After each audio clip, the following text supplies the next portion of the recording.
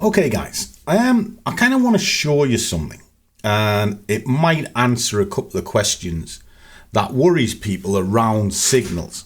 Why do signals not work? How come you're saying this is brilliant but mine looks completely different? Well, let me just show you a proof of concept. What we're looking at this moment in time is BTC on my 5% as prop fund. It's working very well. You can see the levels and one thing and another. However, I imported the levels over from my BlackBull account to see where they sit. Now, this is where it changes. Now, let me pull this in so you can see it's the BlackBull. Now, I'm going to set it so it's roughly there we are. So they're identical sizes now. Look at the variation, what we can see here in the levels, which are identical. Now look at the shape of the market. The market is exactly the same. Okay, so we can see shapes are the same and the levels look the same, but the levels are out of whack. Why is that? Well, now let's look at the pricing. So the price here is 115,841 as opposed to 115,950. So what it is the different feeds have different prices.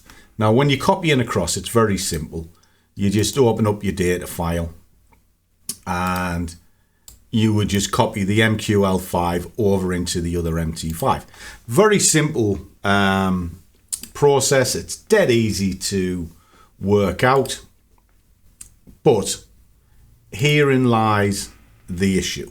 Okay, the issue is very simple. Let me just switch all of this over while I was switching that off. The price feeds between the two are completely different, okay, because they come from different sources. Now what that means is you can have two people looking at Bitcoin, but on two different brokers or two different sort of prop firms.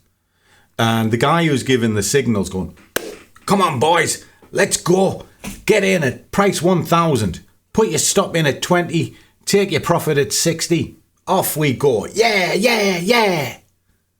Fucking moron. Why? Well, it's very, very simple. All right, they might be looking at someone else, but here's the next kicker, and we've seen this as well. You can have two people, same company, but two different time zones. That means their end of day is different to my end of day. So now the shape of the market might be out of whack as well. So not only is the pricing can be different, the shape can be different based on where you are in the world. So what's the moral of the story here? Well, it's very simple. You trust your own judgment and be very careful if you're in a group. There's nothing wrong with being in a group. I run one myself. It's very successful. But the number one rule, number one, is no signals. Because one, it creates arguments anyway. If just somebody says, oh, you get in here, and somebody does and they were wrong. They're always happy when they're making money, but as soon as you lose money, money will see you out and you see the real person, and they're normally not very happy.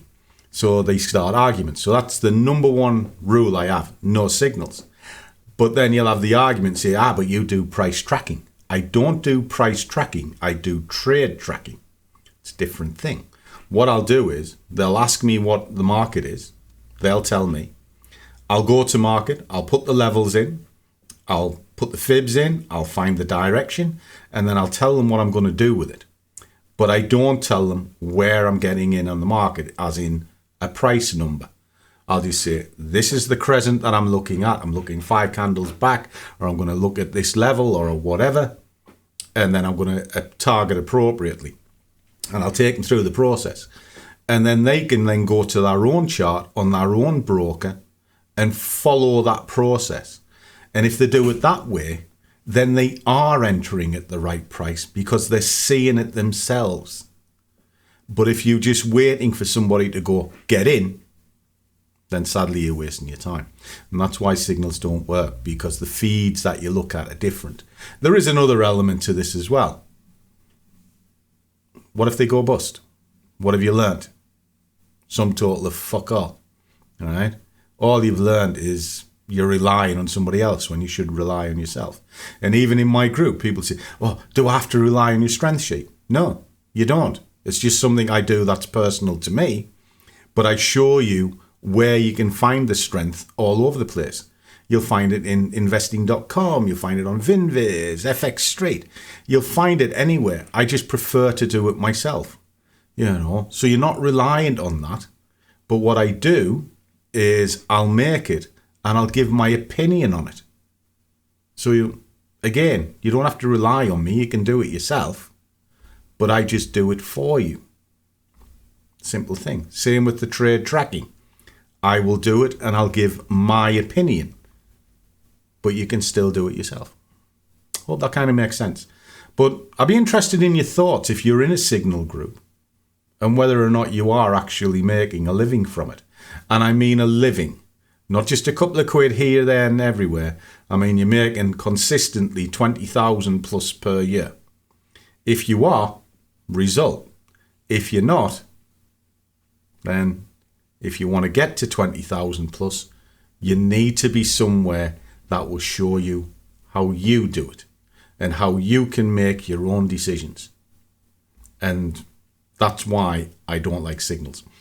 Reason being, I got emailed would I do signals and they'll pay me for it, and I categorically said no. I have got no desire to do signals. I'll show you how to do it, but I ain't doing it for you. Hope that helps. Anyway, boys and girls, trade well, keep your risk managed, but above all, do what you love, and the money will follow. See you all in the next one.